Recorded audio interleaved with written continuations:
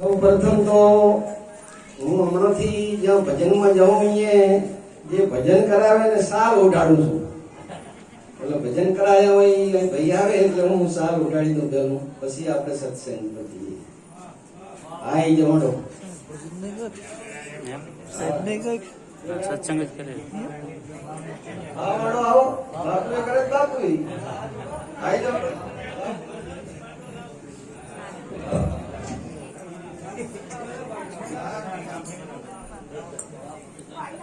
બધા પ્યાલ જેવું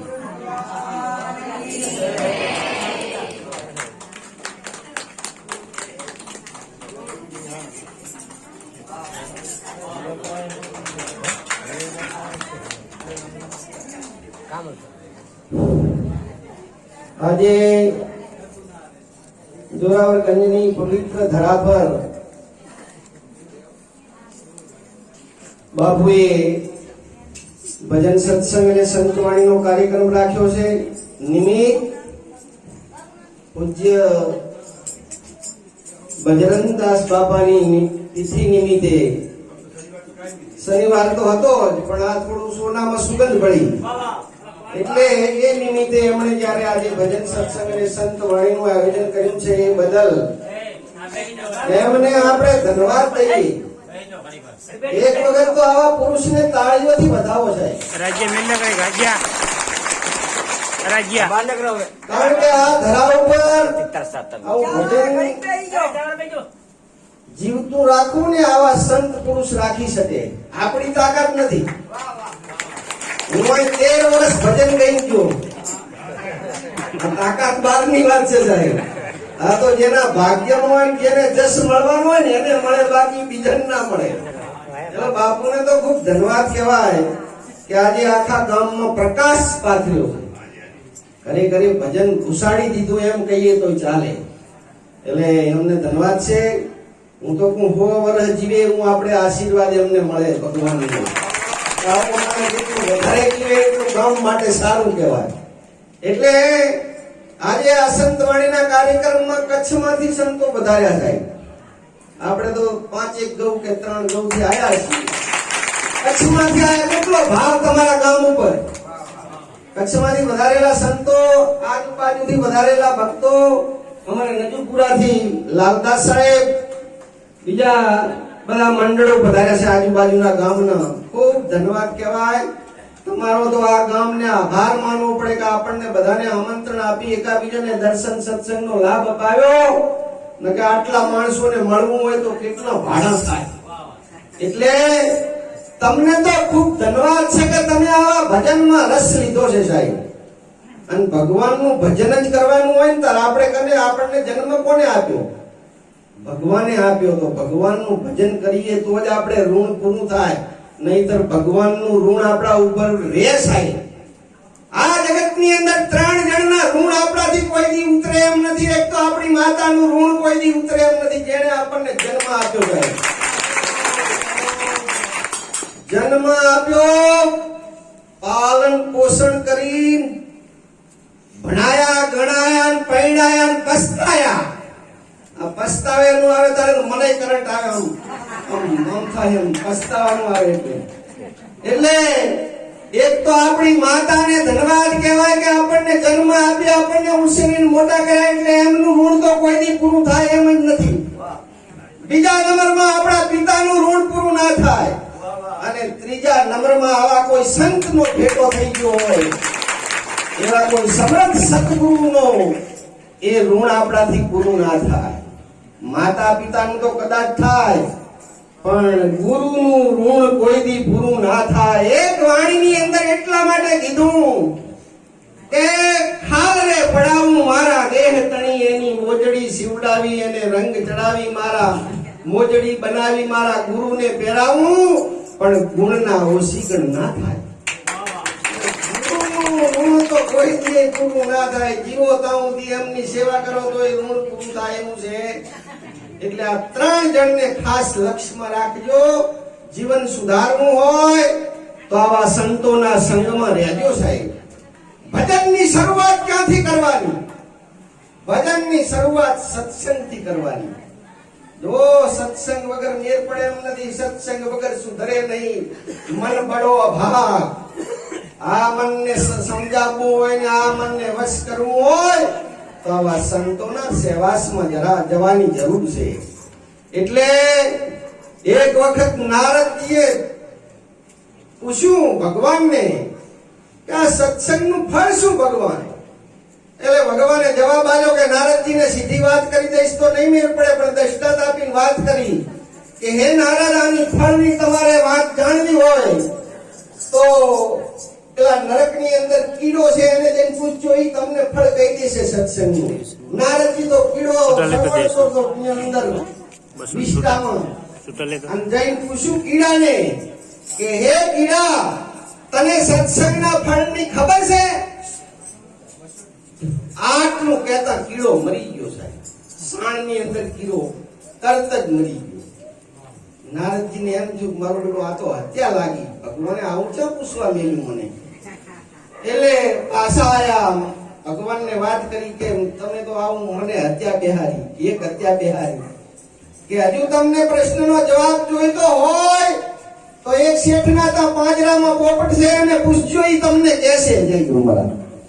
એટલે નારદજી ઉપડ્યા શેઠના ત્યાં પાંજરાના પોપટને પૂછ્યું કે હે પોપટ, તને સત્સંગના ફળની ખબર છે? એટલું પૂછતા પોપટ તે કરતો પાંજરામાં ગતિ પામી ગયો. નારદજી તો વળી કે મને હત્યા બેહારી પાછા આયા. પૂછ્યું ભગવાનને કે મને તો કઈ ભગવાન આવું હત્યા બેહારવાનું કામ શું કરો છો તમે? તો કે હજુ જો તમારે આનું ફળ જાણવું હોય તો નેહડાની અંદર જાઓ, ગાય તાજી વિયાણી છે, વાસળો એનું કહેશે જવાબ. સત્સંગનું ફળ શું?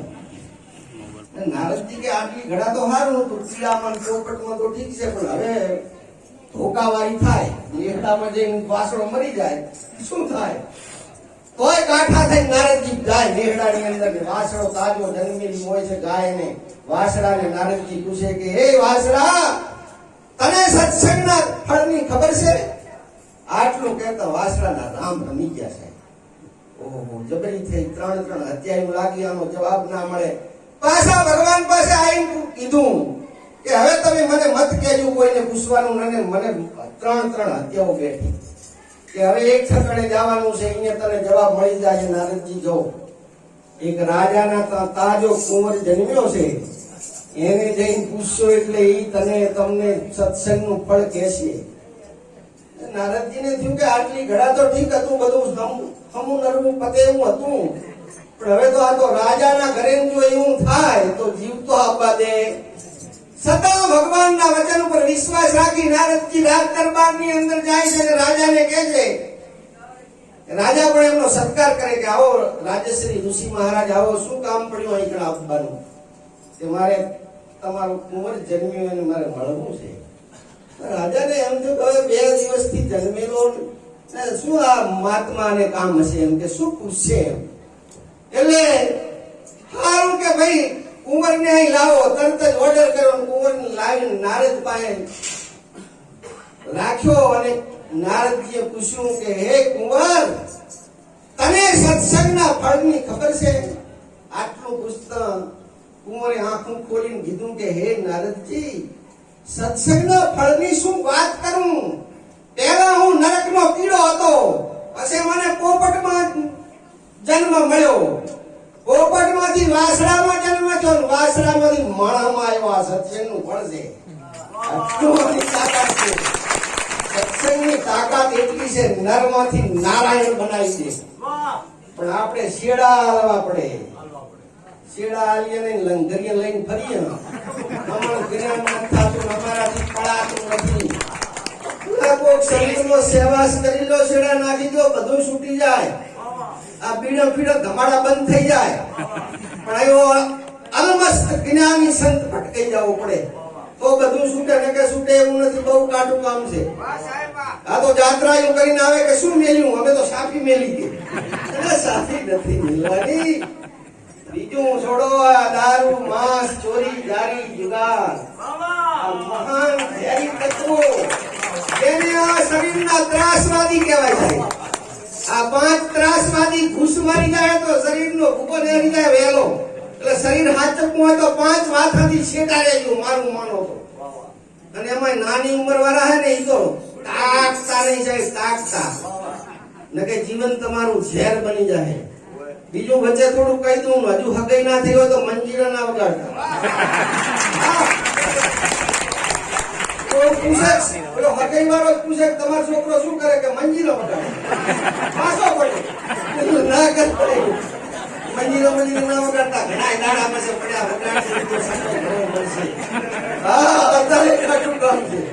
એટલે સત્સંગનું આ ફળ છે, સત્સંગમાં જવાની જરૂર છે. સત્સંગ આવે તો જાહેરમાં થાય સાહેબ, આને શબ્દાર્થી સત્સંગ કહેવાય.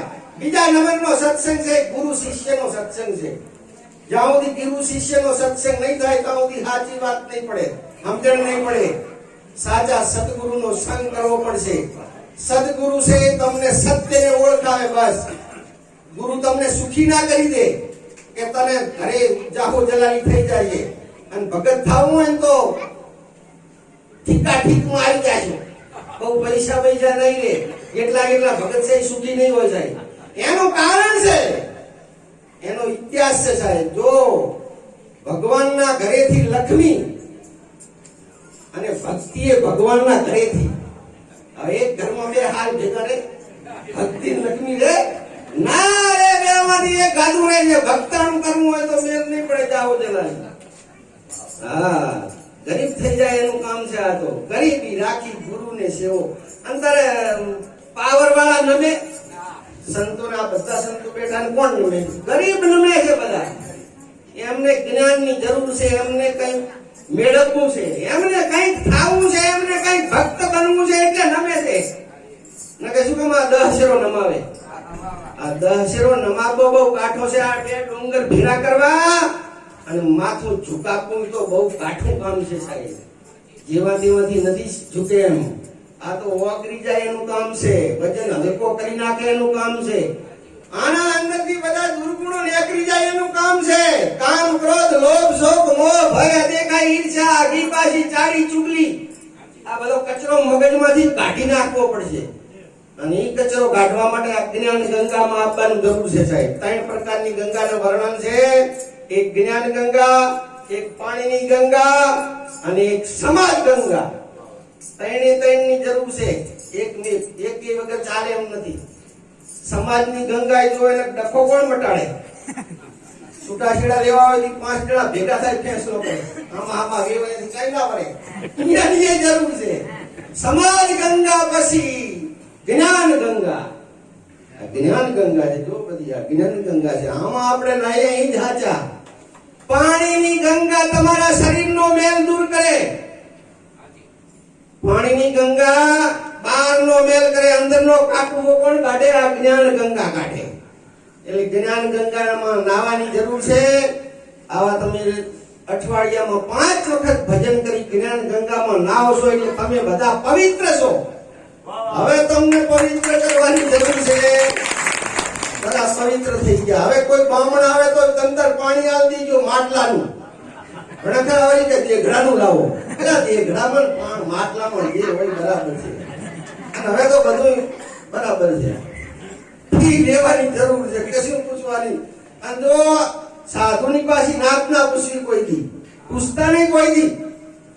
નક્કે અમાર ગુરુ કરવા પણ તમે ચી નાત ના છો તો હામાય પાપમાં ભરાશો. જાત મત પૂછીએ સાધકી, પૂછી લીજીએ જ્ઞાન. મોલ કરો તલવાર કા પડા રહેને દો જ્ઞાન. ના પાડી કે કોઈ દી પૂછતા નહીં. વાટેલી દવાન મોડેલો જોગી કોઈ દી ખબર ના પડે ચી કોમનો છે. ખબર પડશે નહીં, પૂછતા નહીં. અને તમારે વસ્તુથી કામ છે એ લઈ લો સાહેબ. તમારે નાત જાતને શું લેવા દેવા? મીરાબાઈએ નાત જાત પૂછી હતી કે રોહિદાસ તમે કઈ સમાજના છો? નથી પૂછી સાહેબ. રોહિદાસ તો અરે મીરાબાઈ ને તો જ્ઞાન માટે તરસતી હતી. અને પેલા મૂર્તિ પૂજા કરતી હતી. મૂર્તિમાંથી વાચા ફૂટી કે હે મીરા, તારે તો નિરંજન નિરાકાર ઈશ્વરને પામવા હોય તો મારી તાકાત નથી. એના માટે કોઈ જીવતો જાગતો સંત પાસે જતી રહે. મીરાને આ વાચા થઈ. મીરા સંતને ગોતતી ગોતી કોકે કીધું કે કાશીનગરની અંદર રોહિદાસ નામના મહાત્મા છે, એમના પાસે જ આ જ્ઞાન છે. કોઈ પણ જાતનું અડચણ કર્યા વગર એ સમયમાં મીરાબાઈ રોહિદાસને ગોતતી ગામમાં જાય છે. તે રોહિદાસ મહાત્મા અહીં રહે છે કે હા ઈ તો કેતા કોડે ચામડા ધોતા હશે. મીરાબાઈ ત્યાં જાય છે સાહેબ, કુંડે જાય છે. રોહિદાસ તો ચામડો ધોઈને હુકમબાનું એવું કરતા હતા. મીરાબાઈ જઈને કહે છે કે આપ રોહિદાસ મહાત્મા છો કે હા બેટા શું હતું કે હું આપની શોધમાં આવ્યો છું, મને જ્ઞાન માટે તમારા પાસે આવી છું. હારું બેટા હારું. પછી મીરાબાઈએ શું કર્યું કે હવે આ ચામડાનું જે પોટકું તમે બાંધ્યું ઈ મને ઉપડાવો. અને મીરા શું ગાય છે પોટકું ઉપાડ્યું?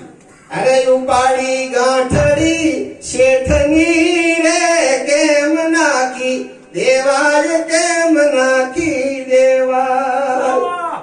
ઈ મારા રોહિદાસ શેઠની રે કેમ નાખી દેવાજ કેમ નાખી દેવા. આને ભક્તાનું કહેવાય સાહેબ. નાત જાત કઈ નહીં. આપણે સીધા સાંભળે સોટે કી સમાજમાં ગુરુ કરાયા તમે સીધા ની પૂછે તારે ને સમાજ તારે તારે સોરું વ્યવહાર કરવો હોય પૂછાય નહીં ચી કઈ ગમે સમાજનો. અને મોલ કરો તલવાર કપડા રહેને દો જ્ઞાન એટલે શરીર સામું જોતા નહીં. જ્ઞાન એટલે તલવાર. તમારે તલવારની જરૂર હોય તો તલવાર લઈ લેજો, બાકી જ્ઞાન સામે જોતા. અને પછી મીરાને આ જ્ઞાન શું સાહેબ? જાગૃત જે નિરંજન નિરાકાર છે. અને છેલ્લે એક વાત કહી દઉં કે આ જગતની અંદર ભગવાન છે કે નહીં? ભગવાન હોય જ સાહેબ. એક વખત એક રાજાએ સભા ભરીને પ્રશ્ન કર્યા હતા 4. છેલ્લે દષ્ટાત આપી દો પછી મારી વાણી વિરામ આપશું, ગાનારા ઘણા છે. રાજાએ 4 પ્રશ્નો રજૂ કર્યા કે આ જગતની અંદર ભગવાન છે કે નહીં? છે તો કઈ રીતે છે? ભગવાન કઈ બાજુ જોવે છે? ભગવાન શું કરે છે? આવા 4 પ્રશ્નો રાજાએ રજૂ કર્યા. ત્રીજા દિવસે જવાબ આપવાનો છે, નહીં તો બધાને જેલ ભેગા કરવાના છે. ત્રીજા દિવસે સભા ભરાણી. આ પ્રશ્નો રજૂ કર્યા. એમનો જે મેન પંડિત હતો એમને થયું કે મને પૂછશે પહેલા. એટલે નરમ લાગ્યો ઘરે ગયો. એટલે પછી એમની ઘરનાએ પૂછ્યું કે આજ તમે કઈ નરમ છો, કઈ બન્યું લાગે છે? કે ના આમાં કઈ બન્યું નથી, પણ આ વાતમાં તમને ગમ પડે નહીં. ભાઈ મણહણ કે આમાં શું ગમ પડે? આ તો આધ્યાત્મિક વાતો છે. ના કો તો ખરા તોય આપણે તો બયાન બોલવા દઈએ. ખબર ના આપણે દોઢી કે થાય આપણે હોશિયાર મોટા. ના એમની પાસે શક્તિ છે સાહેબ. ઈ શક્તિનું સ્વરૂપ છે. આ દેવીઓના ફોટા જોજો, આપણા જેવા હે એના જેવા હે. શક્તિનું સ્વરૂપ છે. હા અમે ટક્કર લેતા ગરવકિયો સોઈ નરહારો સિયા રામજી સે ગરવકિયો સોઈ નરહારો રે. ટક્કર ના લેતા શક્તિનું સ્વરૂપ છે. અને આ આપણે સહન શક્તિનું સ્વરૂપ છે. સહન કરીને તૂટી ગયા. ના માને કહેવાય ના ઘરનાને કહેવાય. બે પડાવો છે એવા પીલાયરા ને અમુક ને તો કે પહાણા દેખાય. અને નહીં કે પાછા કે અમારેથી નાવા બે તાર પહાણા દેખાય. તમારું કાસમનું ખાઈ ગયું કઈ દુઃખ નથી. અને આ પણ હુકાતો જાય એનું કારણ ઈ છે. આ તમારે ઇન્જેક્શન મારી નાખે. અને એમાં ઇન્જેક્શન તો હું આપણું રોડ ઉપર છું મંડા ઉપર એવા થપકા હાલતા હોય ને બહુ જ્ઞાતી ના પડવું. 11 લખવા 51 જવા દેવા. આ છોકરા ચડે છે વ્યવહાર કરવાના છે. એવું પહેલા બોધ આવે છે મંડા ઉપર બોધ થાય. એક અંશ તારે આવે ઘરે તો ટોચી ટોળ બધું હોય કેવું છે. પારો જાય તારે ધામ આવે. ધામ આવતો હા આ સચોટ વાત છે. અને સહન કરવું જ પડશે. એટલે સહન કરવું જ પડે. તારા ગાતે વાતે લાયા હોય મારે હાથે હું એ કહું આપણે બધા વાતે ગાતે નથી લાયા. સહન કરવું પડશે. મા બાપની સેવા કરવી પડશે. એમનું સાંભળવું પડશે. આ કોણ કરી શકે? અર્જુન જેવો કરી શકે. બે ત્રાજવામાં પગ રાખીને બસ વેદ કરે. વ્યવહાર ને ભક્તિનું ત્રાજવું, આ બે ત્રાજવામાં પગ રાખીને ભજન કરે એ જ સાચો ભગત. બીજો ભગત નહીં, આ જ ભગત. બસ વ્યવહારમાં રહે ને ભજન કરે, સંતોની સેવા કરે. અંતર આંગણું પવિત્ર કરવું હોય તો સંતોને જ બોલાવવા પડે ને આંગણું કોઈથી પવિત્ર થાય? સંત સાધુ ન. અરે જેને ઘેર સંત રે એ સાધુ ના હોય વિસામા રે ઉજળા રે આંગણા રે. જેના ઘરે સંત સાધુ ના પગલા પડે ને એના જ આંગણા પવિત્ર થાય. નકે ત્રણ માળનો બંગલો હોય તો નકામો પડે સાહેબ. જ્યાં કદી ભજન નથી થતું, નથી કોઈ દીવા બત્તી થતું, આ મહાણીઓમાં ક્યાં કઈ થાય?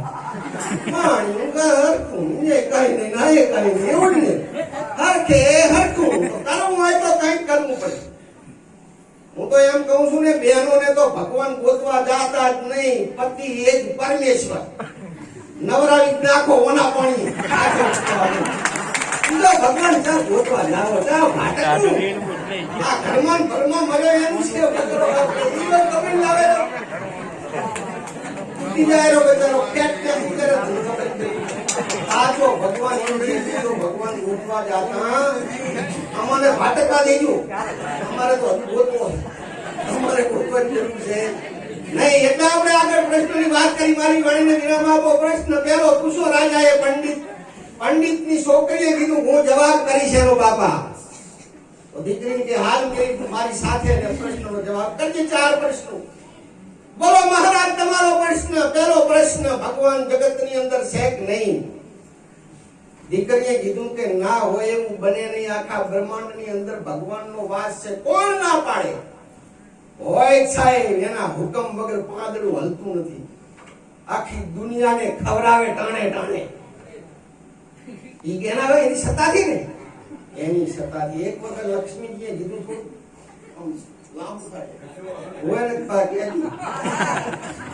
લક્ષ્મીજીએ ભગવાનને કીધું કે તમે કહો કે આખી દુનિયા જમી જઈ, પણ હું ના પાડું છું બધા જમ્યા નથી, હજુ એક બાકી છે.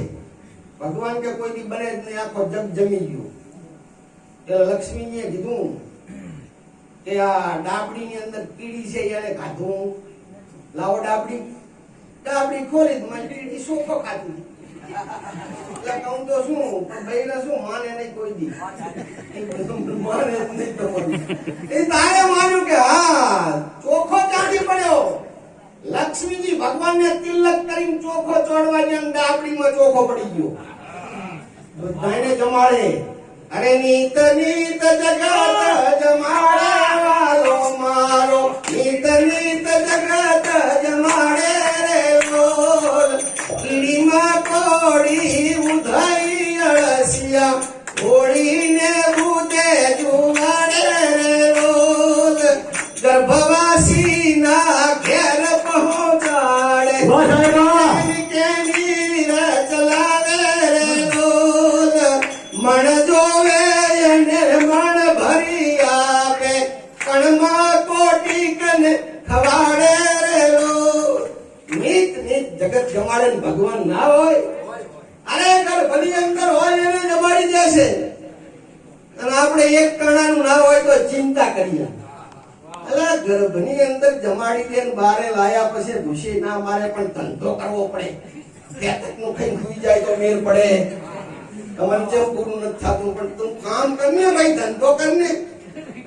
હમણાં વચ્ચે મેં મોબાઈલમાં જોયું તો કશું કામ ના હોય તો મહાણિયમ જઈને ખડ નોખું કરવું, કચરો કાઢવો. મહાણિયમ જઈને શું કામ નથી મંડ્યા છો કે કરો કામ કરવું એને ઘણું છે, પણ મથવું હોય એને, પરસેવો પાડવો હોય એને, અને કામ કરવું હોય એને ટાઈટ પેન્ટ ના પહેરતા, ઉઠણો પહેરજો. અહીંયા તો ખેતરમાં તો બધી રીતે વળવું પડશે. એટલે ધંધો કરતા હોય ટાઈટ ના પહેરે. અને વચ્ચે એક વાત કરી દઉં, જેને સારું ભણવું હોય ને સાહેબ એને ચોટી વધારજો. ચોટી ખબર પડે એમાં? ચોટી વધારી, ચોટીને બાંધીને દોરડું ઉપર બાંધવાનું, વાંચવા બેહવાનું. ડોલું આવે તો ખબર પડી જાય તમે ભૂલી ગયા. ઓ નોકરી મળશે ને નોકરી એમને નથી જાય. ચોટી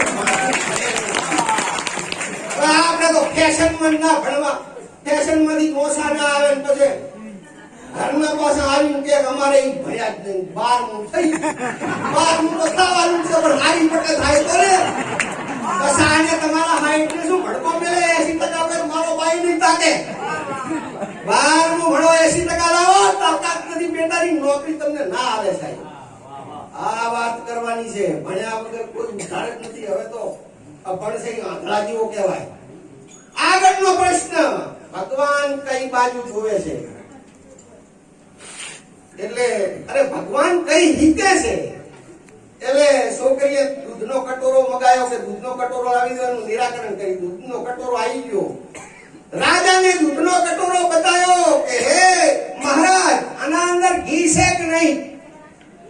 કે ઘી તો છે પણ દેખાતું એમ. ભગવાન બધી જગ્યાએ છે પણ આપણને દેખાતા નથી. એના માટે વલોણું કરવું પડે દૂધની જેમ.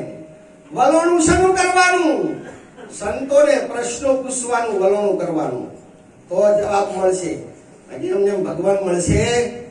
ત્રીજો પ્રશ્ન, ભગવાન કઈ બાજુ જોવે છે? એક મીણબત્તી હળગાઈને લાવી દો, મને જવાબ કરી દઉં. મીણબત્તી હળગાઈને લાવી દીધી તરત મહારાજના સામે ધરી છોકરીએ. બોલો મહારાજ એનો પ્રકાશ કઈ બાજુ જાય છે? કે બેટા એ તો ચારે બાજુ જાય છે. બસ તો ભગવાન બધે જોવે છે, ખબર છે. તનકી જાણે મનકી જાણે, જાણે જીતકી ચોરી, તેરી સુબાઈ ક્યાં સુકે જિસકે હાથ में દોરી. બધી ખબર છે. એમ આપણને એમ છે ભગવાન નથી ભારતો, એમ બધું ભારે છે. ખબર છે તમારો આત્મા તમને જોવે છે કે નહીં? તમારો આત્મા એ ભગવાન. તમારો હવ નો આત્મા આપણને ખબર નથી. આપણે જેવા માણસ છીએ બસ એ ભગવાન. બીજું કોણ ભગવાન? આ જો એ જ ભગવાન. આત્મા એ જ ભગવાન. એટલે વાણીની અંદર કીધું આત્માને ઓળખ્યા એવી નારે લખ 84 નહીં તો મટે રે. આ વાત કરી છે સંતો. કઈ કરવાનું છે? ભણવાનું નથી, આકા નથી. આપણે નાકા નથી, નાકરી જાય કશું ના વળે.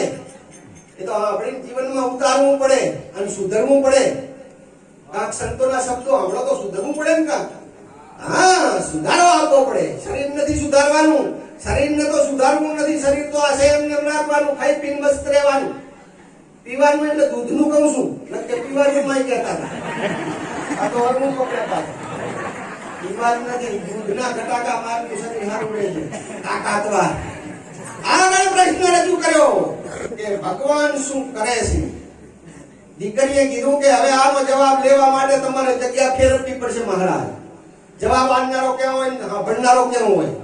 કે જવાબ આપનારો ગાદી ઉપર હોય. તો હવે તમે નેસા ઉતરી જાઓ રાજાને કે હું ઊભી હોય, તમે આવતા રહો, હું બેસી જાઉં સિંહાસન ઉપર. છોકરી સિંહાસન ઉપર બેઠી, રાજા નીચે આવીને ઉભો સામે હાથ જોડી. હવે જવાબ કરું કે ખબર પડી ગઈ મહારાજ? કે બેટા ખબર પડી ગઈ. ઘડીકમાં રાજાનો રંગ બનાવી નાખ્યો મને. આ ભગવાન રાજામાંથી રંગ કરે ને રંગમાંથી રાજા કરે. ભગવાન કરી દે. બીજાની કોઈની તાકાત છે? અને તારે હાલ જીવતા જાગતા ભગવાન જોવા હોય ને તો સંત એ જ ભગવાનનું સ્વરૂપ છે. આ સંતોને બધા મેળા હે તમે અમારું કામ કરો ને અમારો સંદેહો જઈને કહો. બીજા કોઈ ભગવાન અહીં કહેવા આવશે?